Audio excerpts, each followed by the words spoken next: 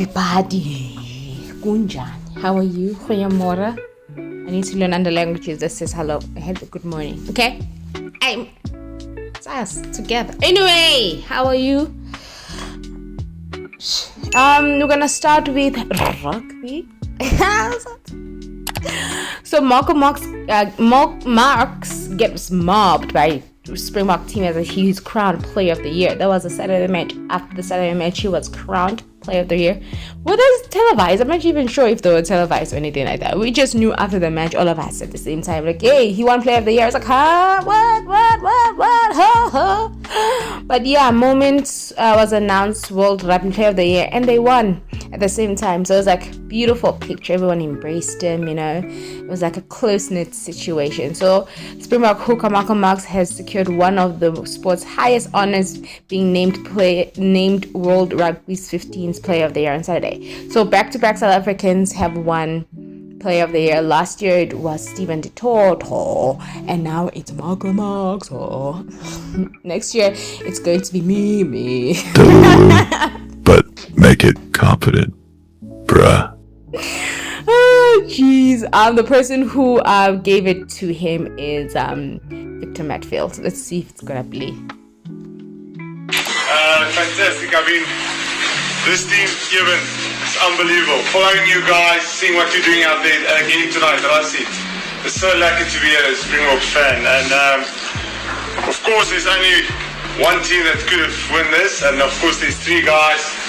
Ox, where's Peter, won it twice before. But Malcolm,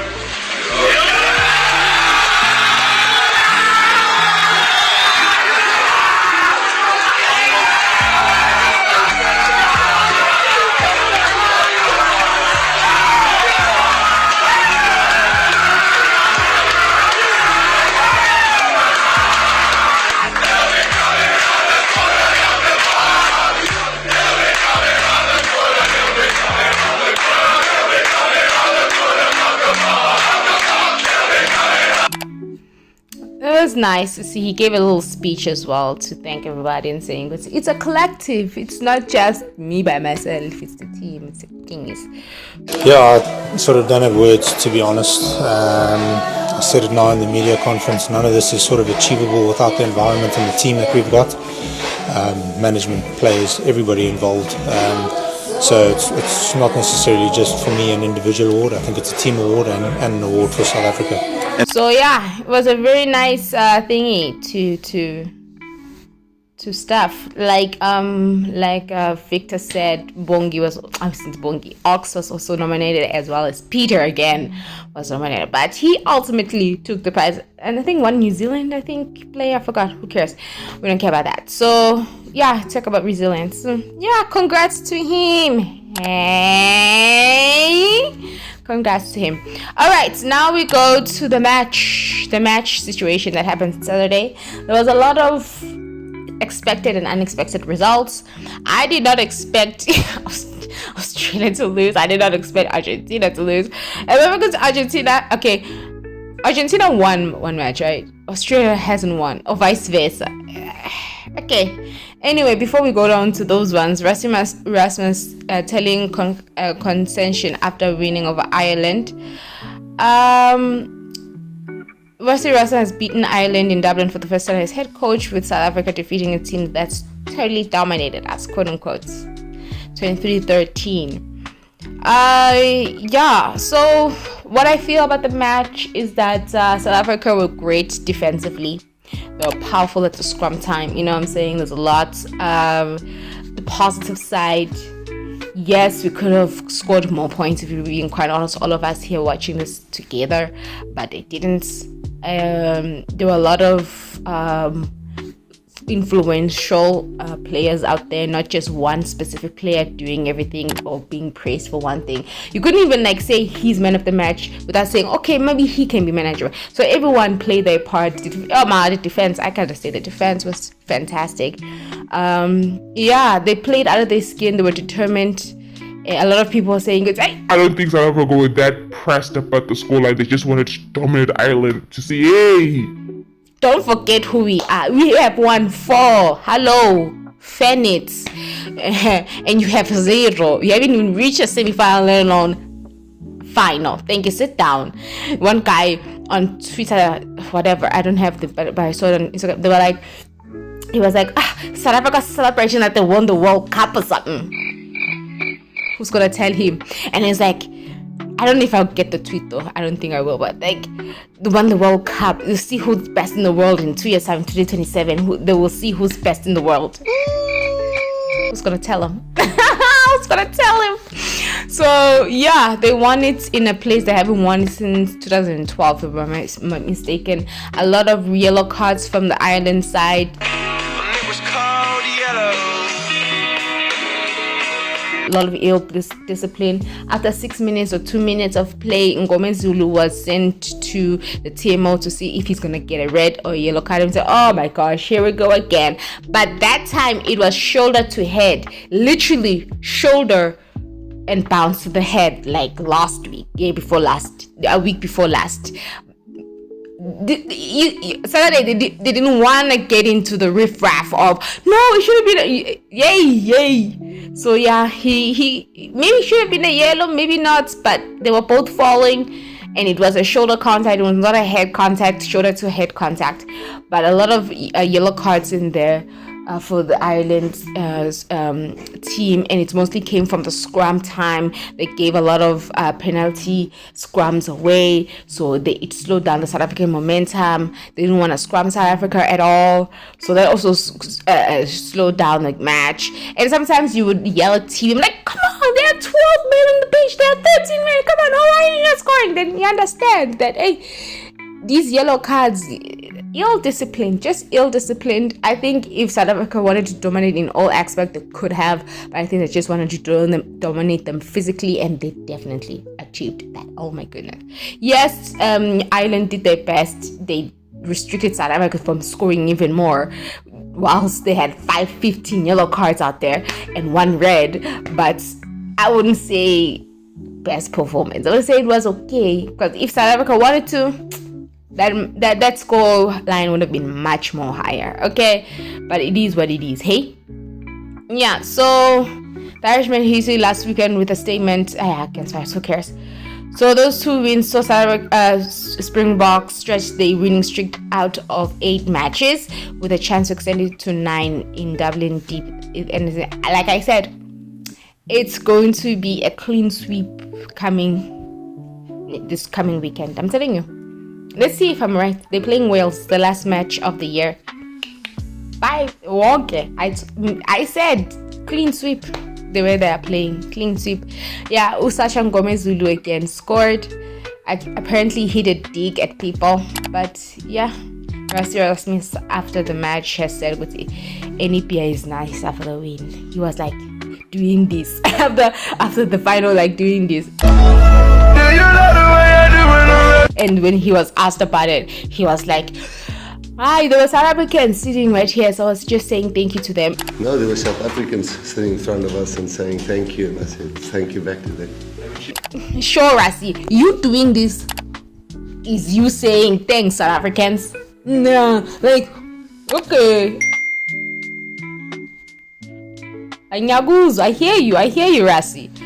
But yeah, this is what South Africa and a little bit about what their thoughts about the game. So yeah, there's a lot going on out there. So congrats to them. Let's look at the results real quick, because it was a team that played yesterday.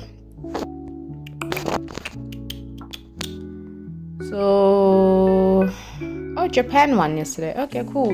Yeah, New Zealand 2052 put out a good fight, Wales, but now you're gonna be playing New Zealand and now you're playing South Africa. So South Africa needs to do something right there. Where is it? Italy won against Chile 48-33. Australia. Tabang.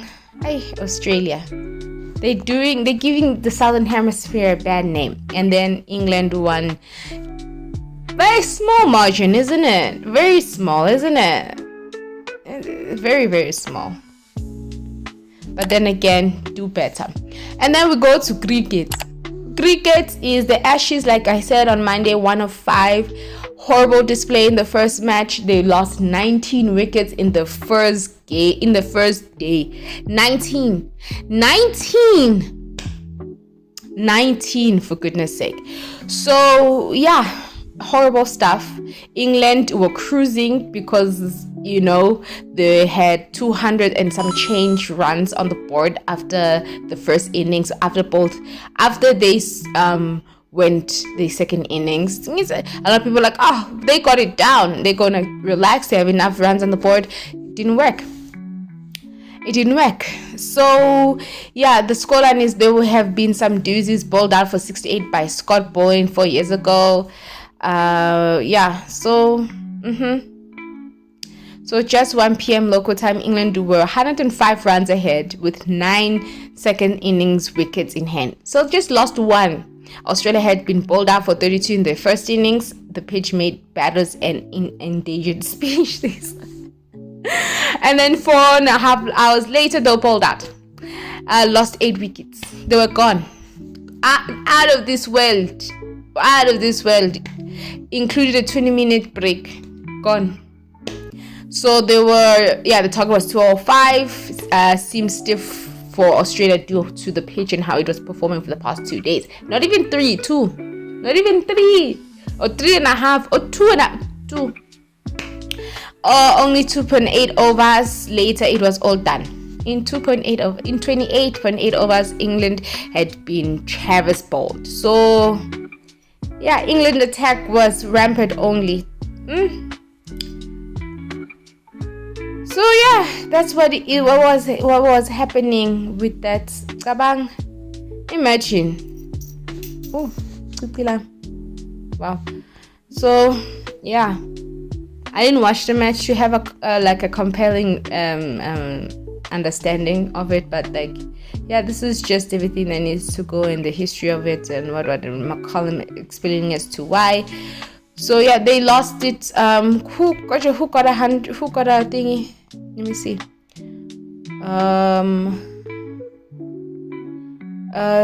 Where is it? Yeah. Travis Head got 1, 2, 3 runs. He got 100 in these 30 seconds. I thought they couldn't bowl much in their first. Okay. Come on, look at the scoreline. 132, 172, 205 for 2, 164. Horrible stuff. So the next one is on Friday. No? When is the next one?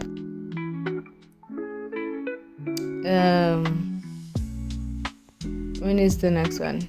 Yeah, we'll see when is the next one. So yeah, that's the Ashes. And now we go to the South African one. They're currently playing right now. They started an hour ago. So South Africa, second test, they scored 489 with Musami getting his 100. It's something that I've really wanted to achieve, and to do it in India, special, and just to contribute to the team. And in the situation we were in the first innings, to make sure that we got a good first innings score was important. So, I've been in and out the mix and that sort of thing, which is natural in one's cricketing journey. So just really grateful for the opportunity to play in this test. And awesome to contribute. And then Janssen 93. He's the one. Yesterday as I was watching it, I was so nervous for him. He was chipping, slowly chipping to get his first maiden 100, right? And then they lost, I think, 3 wickets, but he still kept chipping. And because what's his name? Maharaj can bat a little bit, and he's very good at defensive play, right? So I was like, yo, Maharaj, please block any ball. He hit some 4, 6, a little bit of 4s there. I was like, please don't get out, let him get his 100. Please don't let him be your fault that he didn't get his 100, because it happened, I think, a few years ago against England, if not Australia, at Cape Town. Bavuma he was on 97 or 99, and Moni Moko was the last wicket to come in, and Moni Moko sucks. Was it Moni Moko? I forgot who it was, and he was retiring after that test series, and he got out, and Temba couldn't get his second 100 after so many, or his second or first 100 after so many years. So I was like, please stay there. At least he's the one who got himself out, Janssen, and then he couldn't get his maiden 100 in India. But hopefully they don't get a second chance to bat, because yes, they are 52 for none, but like, please, let's not. So yeah, this is the scoreline at the moment.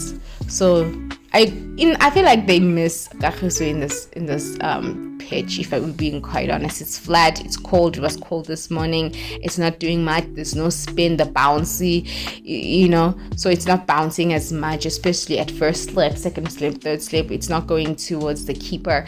So yeah, they got a lot of work to do, South African batters right here, but yeah, they're doing great. I was like, this is the performance I want to see. But then again, South Africa can go from great performances to shit, you know what I mean? So you never know the inconsistency of the South African batsmen. But yeah, all of them, majority of the yesterday's batting display got some partnership. There's an 83, an 81, and 93. So they all batted throughout the tail. So every section, top, middle, end, they all got some partnerships there. So it's a good pitch for the batters, thank goodness, because I was getting exhausted. It cannot be a bowling display all the time. Look at what happened in the first Ashes, look what happened in the first Test. So yeah, we're going good. So far so good, so far so good, so far so good. Yeah, but I kind of miss Kagiso. I'm glad that Mingsan Ngidi is not here. He's not playing. He doesn't do well in India anyway. He doesn't do well in India anyway. So what? He doesn't do well. So anyway, that is cricket. Hopefully by tomorrow they'll be done. Now we move on to tennis.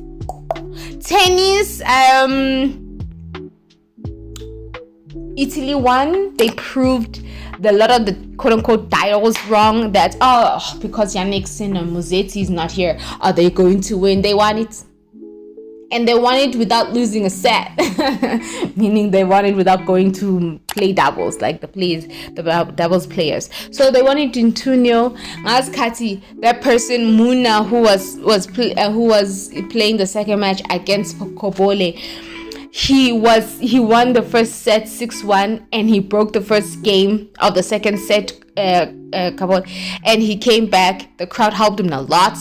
The crowd helped Kapoli a lot in the second set for him to come back and win it in 3, like 7-6, 6-5. I think Muna just got deflated after the crowd. He couldn't stay focused. But yeah, there was also a lot of some drama with him and the crowd in the second set for Kapoli to win it in the tiebreak. So yeah, Berrettini was wonderful this whole entire series. He played out of his skin. He knew what he wanted to do, and he did it. So now it's a 3-peat for Italy. Isn't that great? Okay, who needs Yannick Sinner? Yannick Sinner who? Musetti who? So congratulations to them. Zuzu Bergs was still doing his flyby, and he still lost, and he will be crying after the match, but it's okay, dude. You played your heart out there like everyone else. What's his name? Number 3 in the world. Yeah, in his match on Saturday, he tried to hit some drop shots in there. It's not him, isn't it? He's so uncomfortable. He just is a baseline player, this guy. He hit 2 to 3 drop shots, and he won 2 out of 3, if I'm not mistaken. Couldn't do it for the rest of the match. He just played his status quo tennis. I was like, it's going to be difficult for you to compete with these youngsters that are coming up, hey? I don't think you just have to look out for Alcaraz and Yannick. I don't see it. Kapoli played well as well. He played really good. That's a nice picture. Yuhagurino on the comeback trail after looking a bright side. Suck, whatever. I'm kidding. What's his brothers Mateo? Oh, that's cute. It's brothers Mateo. Brothers Matteo Berrettini and Flavio Capoli led Italy's 3-peat bid. That's nice. Look at that cake.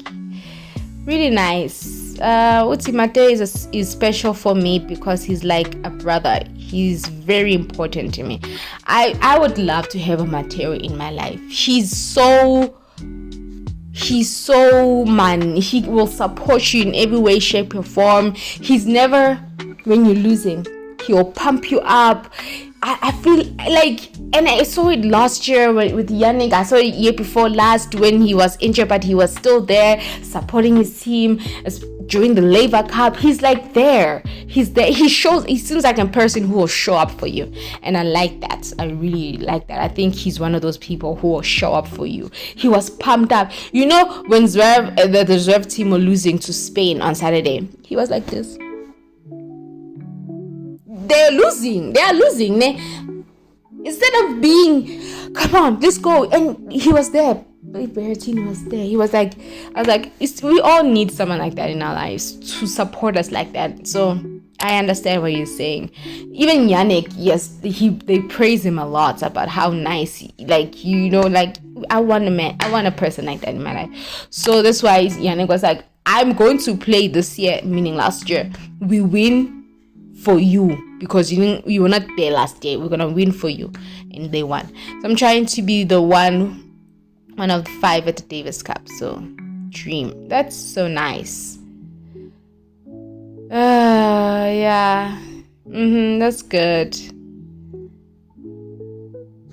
So what did he say? Yeah, he's like, he went to the same club in Rome called, when he was 14. Flavio was 8. Started working with his dad, who became my long-time coach. That's where we met. It's actually crazy that we're in the same team now. Look at him now.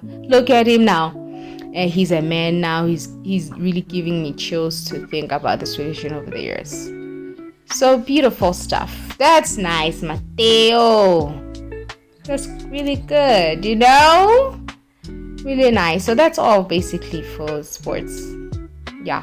Anyway, for tennis. So yeah, that is it. And then we go to football real quick. Man City lost 2-1, Liverpool 3-0. The new signing for Liverpool was there. He's not doing shit at the moment. Like shit, nothing. Even the what's his name? I forgot. The captain of I forgot his name. Said they need to look inwards. Honestly, this was the lineup. We have Van Dijk. They need to look inward. Honestly, Gota is there. They need to look inwards because this is nonsense. And then Man City also lost 2-1, and they were 1-0 up and 2-2 and then boom. Eden Haaland didn't score at all, but yeah. And Arsenal won yesterday 4-1. Arsenal's running away with it, guys. Arsenal is running away with this. But anyway, that's all for sports this morning. 61, South Africa has just taken a wicket in cricket, so that's good. Let's go, guys. Let's go. Let's go. Who took it? Maharaj. Okay, anyway, thank you so much for watching. Have a great day or evening or morning. I ran 10 kg. Yes, 10 kg. I ran 10k yesterday. Okay, bye.